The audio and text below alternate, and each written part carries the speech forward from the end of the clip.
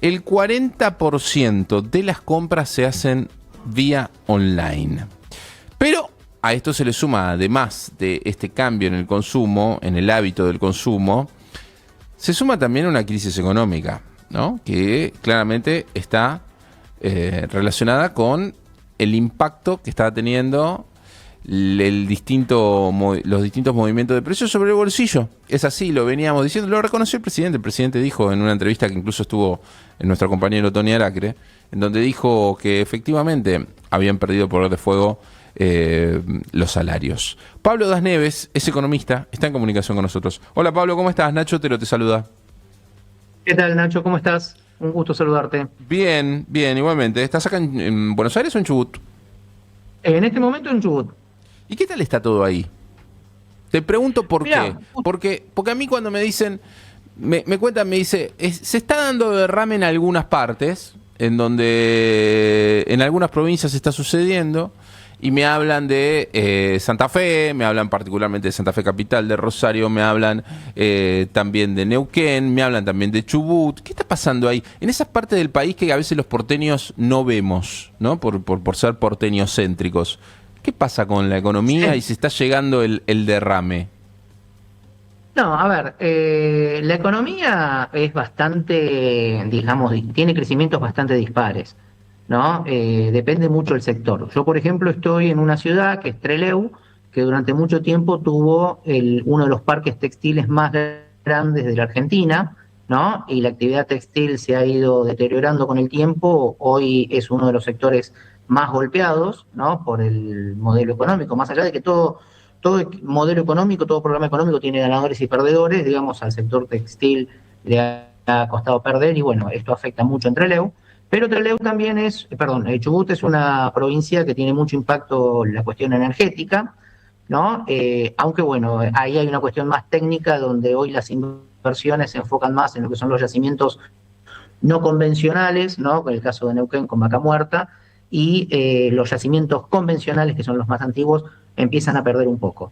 Pero lo que vos planteabas al principio, ¿no? En función de cómo van cambiando un poco digamos, la forma de los comercios y demás, se ve en todo el país, ¿no? Es decir, empieza a haber algunos cambios en los patrones de consumo de los consumidores finales, algunas formas en las que cambian cómo se vende. Y esto, digamos, va cambiando y se impacta en todo el país.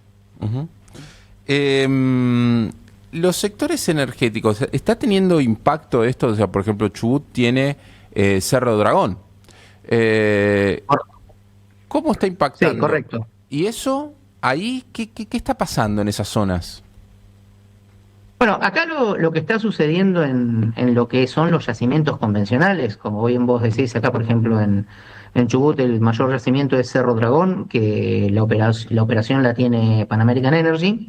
Sí. Lo que está sucediendo es una reformulación del negocio, ¿no? Las empresas están haciendo muchos costos, están afinando mucho lo que son los márgenes, y las principales operadoras están invirtiendo, como te decía, más en no convencionales que en convencionales. Por darte un ejemplo claro, YPF ya no opera más en la provincia del Chubut, ¿no? Levantó toda digamos, su operatoria y se concentró en Neuquén, porque obviamente el modelo de negocios que plantea está orientado puntualmente al no convencional. Los yacimientos que tenía YPF aquí en la provincia del Chubut los está teniendo en este momento PECOM, ¿no? Que está operando los yacimientos convencionales. Y va cambiando, ¿no? Incluso ha habido reducción de personal de todas las empresas que son prestadoras de servicios. Hay mucho, digamos, en este programa económico hay mucho de costos, ¿no? De afinar mucho los márgenes, de buscar más eficiencias en lo que es la operatoria, y en el tema energético puntualmente, en el tema petrolero, donde Argentina, si uno lo mira a valores agregados, tiene un potencial de crecimiento enorme, ¿no?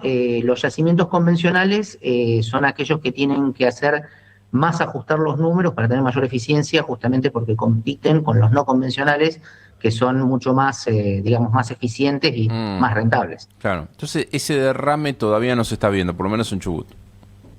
No, yo creo que no se está viendo, e incluso por lo que yo puedo hablar con otros colegas de otras provincias y con algunos empresarios, no se nota tanto. Puede haber alguna modificación en lo que puede ser, por ejemplo, lo que es minería en la zona de Cuyo, pero lo cierto es que es un efecto más macroeconómico que microeconómico, ¿no? Cuando uno empieza a mirar, porque por ejemplo, es cierto que la exportación genera mucho, digamos, muchos ingresos, pero eso quizás son en industrias que no son mano de obra intensiva, es decir, eso no se termina distribuyendo en los empleados, digamos, porque son operaciones más de capital que de mano de obra intensiva. O sea, aún para ver ese derrame teórico falta un buen tiempo. También es cierto que hay cosas que yo creo, esto es una opinión personal, pero hay cosas que se ven muy lindo en una planilla de Excel, pero en la realidad es más difícil de llevarlo, ¿no? Yo siempre doy el ejemplo de si vos tomás un trabajador de la industria textil de 55 años, que está a 10 años de jubilarse, ¿no? Y vos le agarrás y le decís, bueno, mirá, la industria textil en la Argentina ya no funciona más, ahora te tenés que reconvertir a un sector que sea eficiente como el sector petrolero. Vos a un trabajador de 55 años no lo podés transformar en un trabajador petrolero en 3 meses. Entonces hay como una transición entre modelos económicos que no se está dando justamente porque tiene un costo social muy alto. Uh-huh. Y respecto de esto que decíamos de la microeconomía, ¿no? Ahí un poco también se explica lo que sucede con estos locales, ¿no? Que en realidad estamos hablando de los electrodomésticos, pero bien podríamos hablar, vos recién hablabas del sector textil, bien podríamos hablar de ese sector también. Sí, hay una cuestión, vos bien lo planteabas al principio, esto no es solamente un tema de nuevas tecnologías, ¿no? Es cierto que existe, digamos, hoy por hoy la compra y la venta online es muy fuerte, como vos bien decías, en las cadenas grandes representan entre el 30 y el 40% de las ventas. Los comercios chicos también lo están empezando a aplicar, pero lo cierto es que también esto tiene que ver con otras variables. Primero, los altos costos, ¿no? Que eso tiene que ver con el costo impositivo, tiene que ver con los costos laborales. Hoy tener un local a la calle, digamos, a un emprendedor, a un empresario pyme, realmente tiene costos muy altos, por eso muchas veces terminan reconvirtiéndose y terminan siendo puntos de distribución, terminan siendo parte de una cadena logística o incluso muchas veces como depósitos, ¿no? Porque realmente se complica tenerlo abierto a la calle. Y eso se le suma, obviamente, una caída del consumo, una caída del poder adquisitivo de la gente, ¿no? Por el tema de la inflación, por el tema de que las paritarias y los ingresos están por debajo, digamos, del crecimiento de la inflación, y eso hace que el consumidor sea mucho más eficiente en lo que es la búsqueda de precios. Y ahí justamente entra a tallar el tema de las plataformas, porque empiezan a buscar puntualmente en las plataformas lo que necesitan y les resulta mucho más sencillo comparar precios, ¿no? Y poder buscar el producto o el artículo que sea más, digamos, más económico. Incluso hace poco tiempo hablaba con un supermercadista y él me comentaba de que, por ejemplo, para venta de productos alimenticios, hay veces que la gente prefiere comprarlos por plataforma porque dicen que de esa manera no se tientan en la góndola de llevar algo que no necesitan. Entonces van directamente a la plataforma a buscar lo que necesitan en el día o en la semana o cuando hagan la compra y no gastan de más. Y bueno, estos son los nuevos patrones, digamos, de consumo que se están dando, que hace que haya que cambiar el negocio y reformularlo. Uh-huh. Hoy justo en el Congreso de la Nación se va a debatir el proyecto de subsidios para zonas frías. Eso a ustedes no los afecta, ¿no? ¿O sí los va a afectar? No, sí. O sea, el cambio que hay... A ver, el cambio que hay en el proyecto de ley básicamente reduce lo que se considera zonas frías, ¿no? Con lo cual la extensión geográfica, digamos, del subsidio cambia. Tengo entendido por lo que he escuchado, por ejemplo, que esto está afectando mucho en la provincia de Córdoba, que se consideraba zona fría, algunas regiones de la provincia de Buenos Aires que se consideraban zonas frías, que ya no estarían dentro, digamos, de este proyecto.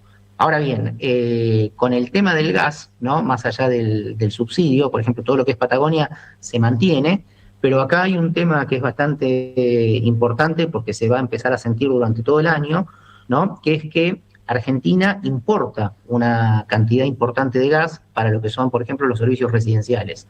Y el costo del BTU en gas a nivel local, a nivel doméstico, está en torno de los $3. Pero el costo del BTU importado está en torno de los $20. Es decir, acá va a haber un cambio importante y lo que plantea el gobierno es prorratear, digamos, ese costo diferencial del el gas que se va a importar a lo largo del año. Con lo cual, si bien se va a sostener el subsidio, las facturas de gas se van a mantener altas durante todo el año, incluso los meses, ¿no?, que vos tenés menos consumo, porque se va a tratar de este aumento mantenerlo en todo el año, de forma tal que no impacte tan fuerte en invierno. Bueno, vamos a ver, o sea, les complica la vida esto entonces a ustedes. A nosotros, digamos, un poco porque mantiene digamos, las tarifas muy altas, pero a los que va a complicar mucho, por ejemplo, es a la zona, a los cordobeses, ¿no? A los cordobeses, a varias provincias de Cuyo también, que estaban incorporadas como zonas frías, los va a terminar impactando fuertemente en el precio de las facturas, y eso obviamente va a ir a afectar directamente lo que es el costo digamos, el costo del poder adquisitivo que tenga cada familia, ¿no?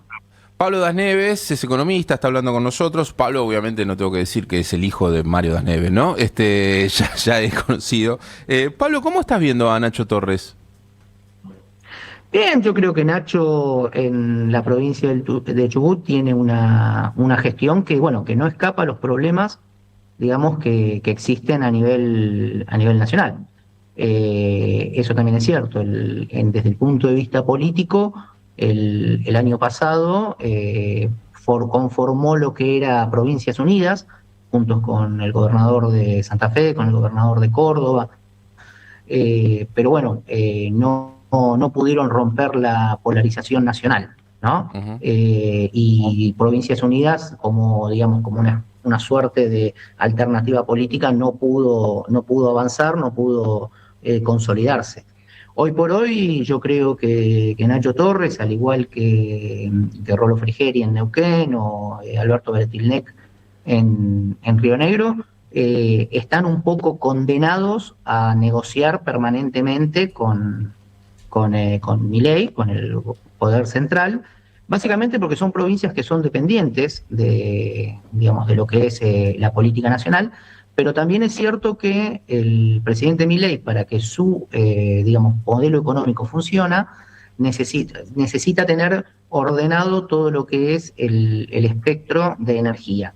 Y en eso las provincias de la Patagonia son fuertes, ¿no? Es decir, de alguna manera, aproximadamente el 87% del petróleo que se produce en la Argentina se produce en la Patagonia. Y para que el modelo económico que lleva adelante Milei pueda de alguna manera seguir funcionando con las exportaciones de vaca muerta y demás, necesita justamente tener las provincias de la Patagonia sin conflictos. Entonces, se da una dinámica entre los gobernadores patagónicos y el presidente, de que están, no por ideología, digamos, ni por cercanía política, pero están condenados a negociar, siempre con la amenaza creíble de poder romper las relaciones, ¿no? Es una relación bastante, si se quiere, tensa y dinámica, ¿no? Si lo querés plantear desde el punto de vista hasta económico, podríamos decir que es un equilibrio en una teoría de juegos del estilo del dilema del prisionero, ¿no? O sea, no les queda otra que cooperar, porque si ambos espacios terminan peleando, terminan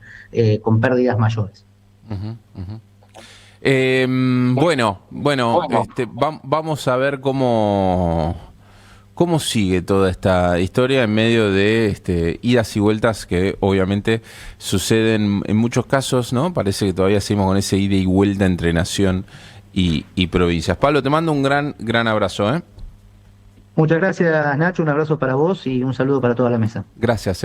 Pablo Das Neves, economista, pasó por acá por Delta 90.3.